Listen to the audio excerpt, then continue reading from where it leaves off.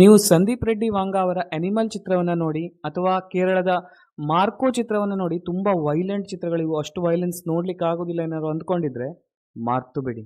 ಯಾಕಂದ್ರೆ ಈಗ ನಾನು ಹೇಳಲಿಕ್ಕೆ ಹೊರಟಿರುವಂತಹ ಚಿತ್ರದ 4 ನಿಮಿಷದ ಟ್ರೇಲರ್ ಇದು ಎರಡೂ ಚಿತ್ರಗಳ ಕಂಬೈನ್ಡ್ ವೈಲೆನ್ಸ್ ಅನ್ನ ಮೀರಿಸುವಂತಿದೆ. ತುಂಬಾ ವೈಲೆಂಟ್ ಆಗಿರುವಂತಹ ಒಂದು ಚಿತ್ರ ಬರಲಿದೆ. ಆದಿತ್ಯಧರ್ ಅವರು ತಾವೇ ಬರೆದು ನಿರ್ದೇಶಿಸುತ್ತಿರುವಂತಹ ಧುರಂಧರ್ ಚಿತ್ರದ ಟ್ರೇಲರ್ 2 ದಿನಗಳ ಹಿಂದೆ ಬಿಡುಗಡೆಯಾಗಿತ್ತು.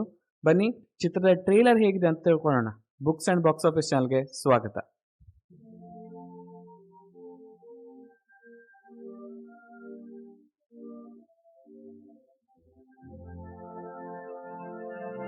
ರಣವೀರ್ ಸಿಂಗ್, ಸಂಜಯ್ ದತ್, ಆರ್ ಮಾಧವನ್, ಅಕ್ಷಯ್ ಖನ್ನಾ ಹಾಗೂ ಅರ್ಜುನ್ ರಾಮ್ಪಾಲ್ ಅವರು ನಟಿಸಿರುವಂತಹ ಚಿತ್ರದ ಟ್ರೇಲರ್ ಸಖತ್ತಾಗಿದೆ.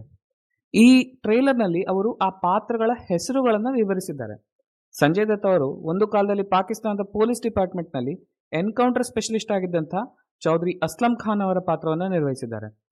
ಇನ್ನು ಅಕ್ಷಯ್ ಖನ್ನಾ ಅವರು ಗ್ಯಾಂಗ್ಸ್ಟರ್ ರೆಹಮಾನ್ ಡಕೈತ್, ಅರ್ಜುನ್ ರಾಮ್ಪಾಲ್ ಅವರು ISIನ ಮೇಜರ್ ಇಲಿಯಾಸ್ ಕಾಶ್ಮೀರಿಯ ಪಾತ್ರದಲ್ಲಿದ್ದರೆ, ಮಾಧವನ್ ಅವರು ನಮ್ಮ ಅಜಿತ್ ಡೋವಲ್ ಅವರಿಂದ ಪ್ರಭಾವಿತವಾಗಿರುವಂತಹ ಅಜಯ್ ಸನ್ಯಾಲ್ ಪಾತ್ರವನ್ನು ನಿರ್ವಹಿಸಿದ್ದಾರೆ. ಚಿತ್ರದ ಕತೆ ಏನಿರ್ಬೋದು ಅಂತ ನಾನು ಕುತೂಹಲದಲ್ಲಿ ಗೂಗಲ್ ಅಲ್ಲಿ ಸರ್ಚ್ ಮಾಡಿದಾಗ ಇದರಲ್ಲಿ ಬರುವಂತಹ ಸಂಜಯ್ ದತ್ ಅವರ ಕ್ಯಾರೆಕ್ಟರ್ ಚೌಧರಿ ಅಸ್ಲಂ ಖಾನ್ ಹಾಗೂ ರೆಹಮಾನ್ ಡಕೈತ್ ಅನ್ನುವಂಥ ಒಬ್ಬ ಗ್ಯಾಂಗ್ಸ್ಟರ್ ಹಾಗೂ ISIನ ಮೇಜರ್ ಇದರಲ್ಲ ಇಲಿಯಾಸ್ ಕಾಶ್ಮೀರಿ, ಇವರು 3 ಜನ ಕೂಡ ರಿಯಲ್ ಲೈಫ್ನಲ್ಲಿ ಇರುವಂಥವ್ರೆ. ಇವರ ಜೀವನದ ಒಂದು ಕಥೆಯನ್ನು ನಾನು ನೋಡಿದಾಗ ಇದು ಬಹುಶಃ ಲೈರಿ ಗ್ಯಾಂಗ್ ವಾರ್ ಮೇಲೆ ಆಧಾರಿತವಾಗಿರುವ ಚಿತ್ರ ಅಂತ ನಂಗೆ ಅನಿಸ್ತು. ಚಿತ್ರದ ಟ್ರೇಲರ್ನಲ್ಲಿ ಕೂಡ ಅವರೊಂದು ಕಡೆಗೆ ನಮ್ಮ ಹೀರೋ ಲೈರಿ ಅನ್ನುವಂಥ ಒಂದು ಜಾಗಕ್ಕೆ ಹೋಗ್ತಾ ಇರೋದನ್ನ ತೋರಿಸಿದ್ದಾರೆ. ಸೊ ಇದು ಪಕ್ಕಾ ಲೈರಿ ಗ್ಯಾಂಗ್ ವಾರ್ ಮೇಲೆ ಆಧಾರಿತವಾಗಿರುವಂತಹ ಕತೆ. ಇದು ಲೈರಿ ಗ್ಯಾಂಗ್ ವಾರ್ ಏನಿದೆಯಲ್ಲ ಅದು ಪಾಕಿಸ್ತಾನದ ಇತಿಹಾಸದಲ್ಲೇ ನಡೆದಂತಹ ಅತಿ ದೊಡ್ಡ ಎನ್ಕೌಂಟರ್. ಅದು ಲೈರಿ ಗ್ಯಾಂಗ್ ಆಕ್ಚುಲಿ ಕರಾಚಿಯ ಸುತ್ತಮುತ್ತಲೂ ಆಕ್ಟಿವ್ ಆಗಿದ್ದಂತಹ ಒಂದು ಗ್ಯಾಂಗ್. ಅದು ಪೊಲೀಸರು, ಪಾಕಿಸ್ತಾನದ ಪೊಲೀಸರು ಹಾಗೂ ಲೈರಿ ಗ್ಯಾಂಗ್ನ ನಡುವೆ ನಡೆದಂತಹ ಒಂದು ಎನ್ಕೌಂಟರ್ಗಳು ಒಂದು 10-12 ವರ್ಷಗಳ ಕಾಲ ನಡೀತದೆ. 2023ರಲ್ಲಿ ಫೈನಲ್ ಆಗಿ ಪಾಕಿಸ್ತಾನದ ಪೊಲೀಸ್ನವರು ಲೈರಿ ಗ್ಯಾಂಗನ್ನು ಕಂಪ್ಲೀಟ್ ಆಗಿ ಫಿನಿಶ್ ಮಾಡ್ತಾರೆ. ಈ ಲೈರಿ ಗ್ಯಾಂಗನ್ನು ಸ್ಥಾಪಿಸಿದ್ದು ರೆಹಮಾನ್ ಡಕೈತ್ ಅನ್ನುವಂಥ ಒಬ್ಬ ಗ್ಯಾಂಗ್ಸ್ಟರ್. ಅವನು 2007ರಿಂದ 2009 ತನಕ ಆಕ್ಟಿವ್ ಆಗಿದ್ದ. ಸೊ ಈ ಕತೆ ಕೂಡ ಹೆಚ್ಚು ಕಡಿಮೆ 2007ರಿಂದ 2009 ನಡುವೆನೇ ನಡೀತದೆ ಅಂತ ನನಗನ್ನಿಸ್ತದೆ. ಸೊ ಆ ರೆಹಮಾನ್ ಡಕೈತ್ ಅನ್ನುವಂಥವನನ್ನು 2009ರಲ್ಲಿ ಪಾಕಿಸ್ತಾನದ ಪೊಲೀಸರು ಹೊಡೆದಾಕ್ತಾರೆ. ಆ ಒಂದು ಎನ್ಕೌಂಟರ್ಗೆ ತುಂಬಾ ದೊಡ್ಡ ಪಾತ್ರ ನಿರ್ವಹಿಸಿದ್ದು ಚೌಧರಿ ಅಸ್ಲಂ ಖಾನ್ ಎನ್ನುವಂತಹ ಒಬ್ಬ ಪೊಲೀಸ್ ಆಫೀಸರ್. ಪಾಕಿಸ್ತಾನದಲ್ಲಿ ಅವರು SSP ಆಗಿದ್ದವರು. ಅವರು ತಮ್ಮ ಜೀವನದಲ್ಲಿ ಇಂಥ ತುಂಬಾ ಎನ್ಕೌಂಟರ್ಗಳನ್ನ ಮಾಡಿದ್ದಾರೆ. 2014ರ ಹೊತ್ತಿಗೆ ಇಂಥದ್ದೇ ಒಂದು ಎನ್ಕೌಂಟರ್ನಲ್ಲಿ ಅವರು ಸಾಯ್ತಾರೆ.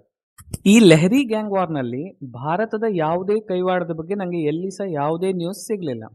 ಆದರೆ 2007ರ ಹೊತ್ತಿಗೆ ಭಾರತದಿಂದ ಮೇಜರ್ ಮೋಹಿತ್ ಶರ್ಮಾ ಎನ್ನುವಂಥವರು ಪಾಕಿಸ್ತಾನದ ಟೆರರಿಸ್ಟ್ ಗ್ರೂಪ್ಗಳ ನಡುವೆ ಇನ್ಫಿಲ್ಟ್ರೇಟ್ ಆಗಿ ತುಂಬಾ ಜನ ಟೆರರಿಸ್ಟ್ಗಳನ್ನ ನ್ಯೂಟ್ರಲೈಸ್ ಮಾಡಿದ್ರು. ಭಾರತದ ಆರ್ಮಿ ನಡೆಸಿದ್ದಂತಹ ಆಪರೇಷನ್ ರಕ್ಷಕ್ ಎನ್ನುವಂತಹ ಒಂದು ಯೋಜನೆಯಲ್ಲಿ ಇಂಥ ತುಂಬಾ ಟೆರರಿಸ್ಟ್ಗಳನ್ನ ಆ ಟೈಮಲ್ಲಿ ಸಾಯಿಸಲಾಗಿತ್ತು. ಮೇಜರ್ ಮೋಹಿತ್ ಶರ್ಮಾ ಅವರು ಆ ಸಮಯದಲ್ಲಿ ತುಂಬಾ ಆಕ್ಟಿವ್ ಆಗಿದ್ರು. ಅವರಿಗೆ 2009ರಲ್ಲಿ ಮರಣೋತ್ತರ ಅಶೋಕ ಚಕ್ರವನ್ನು ನೀಡಿ ಸನ್ಮಾನಿಸಲಾಗಿತ್ತು. ಬಹುಶಃ ಮೇಜರ್ ಮೋಹಿತ್ ಶರ್ಮಾ ಜೀವನ ಚರಿತ್ರೆಯನ್ನ ಈ ಲೆಹರಿ ಗ್ಯಾಂಗ್ನ ಜೊತೆಗೆ ಸೇರಿಸಿ ಧುರಂಧರ್ ಅನ್ನುವಂಥ ಚಿತ್ರವನ್ನು ಇವರು ಮಾಡ್ತಿದ್ದಾರೆ. ಈ ಎಲ್ಲ ಕ್ಯಾರೆಕ್ಟರ್ಗಳು ನಿಜ ಜೀವನದಲ್ಲಿ ಅವರು ಹೇಗಿದ್ರು ಅನ್ನೋದಕ್ಕೆ ತುಂಬಾ ತೀರಾ ಹತ್ತಿರ ತನಕ ಹೋಲಿಕೆ ಆಗೋ ಥರ ಅವರು ಬದಲಾಗಿದ್ದಾರೆ. ಅದರಲ್ಲಿ ಅಜಿತ್ ದೋವಲ್ ಅವರ ಪಾತ್ರಕ್ಕೆ ಮಾಧವನ್ ಅವರು ತುಂಬಾನೇ ಸಿಮಿಲರ್ ಅಂತ ಅನಿಸ್ತಾರೆ. ಇನ್ನು ರೆಹಮಾನ್ ಡಕೈತ್ ಅವರ ಪಾತ್ರದಲ್ಲಿ ಕೂಡ ಅಕ್ಷಯ್ ಖನ್ನಾ ಅವರು ತುಂಬಾನೇ ಸಿಮಿಲರ್ ಅಂತ ಅನಿಸ್ತಾರೆ.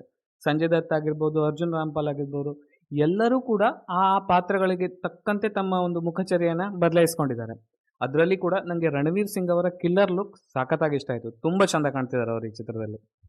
ಇನ್ನು ಈ ಚಿತ್ರದ ಮ್ಯೂಸಿಕ್ ಬಗ್ಗೆ ಹೇಳಲೇಬೇಕು. ಅವರು ಒಂದೇ ಹಾಡನ್ನು ತೋರಿಸಿದ್ರು ಟ್ರೈಲರಲ್ಲಿ, ನಾದಿಲ್ ದೇ ಪರದೇಸಿನು ಅಂತ. ತುಂಬಾನೇ ಸಖತ್ತಾಗಿದೆ ಅದು. ಮೊಹಮ್ಮದ್ ಸಾದಿಕ್ ಹಾಗೂ ರಂಜಿತ್ ಕೌರ್ ಅವರು ಹಾಡಿದ್ದಂತಹ ಪಂಜಾಬಿ ಹಾಡನ್ನು ಹನುಮಾನ್ ಕಿಂಡ್ ಅವರು ರಿಮಿಕ್ಸ್ ಮಾಡಿದ್ದಾರೆ.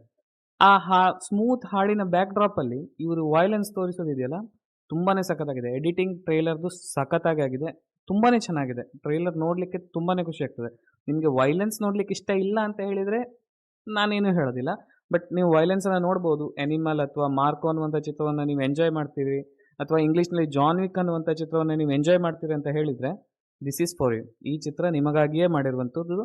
ಟ್ರೈಲರ್ ಸಖತ್ತಾಗಿದೆ, ಹೋಗಿ ನೋಡಿ ಇವತ್ತಿನ. ತುಂಬಾನೇ ಚೆನ್ನಾಗಿದೆ ಟ್ರೈಲರ್. ಇನ್ನುಳಿದಂತೆ ಚಿತ್ರ ಡಿಸೆಂಬರ್ 5ರಂದು ಬಿಡುಗಡೆಯಾಗಲಿದೆ. ಅವತ್ತು ಚಿತ್ರವನ್ನು ನೋಡಿ ಇನ್ನೊಮ್ಮೆ ಮಾತಾಡೋಣ.